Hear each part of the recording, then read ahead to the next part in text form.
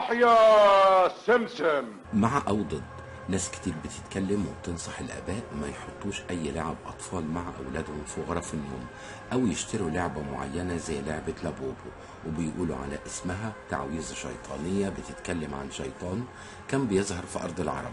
وده فيديو سجلته الكاميرا لطفلة دخلت أوضتها تنام، البنت أخدت لعبتها لعبة نجمة البحر، وده اللي حصل. طلعت البنت تصرخ من اوضتها لما شافت ايد سبونج بوب بتتحرك، ودي كانت التعليقات على الفيديو.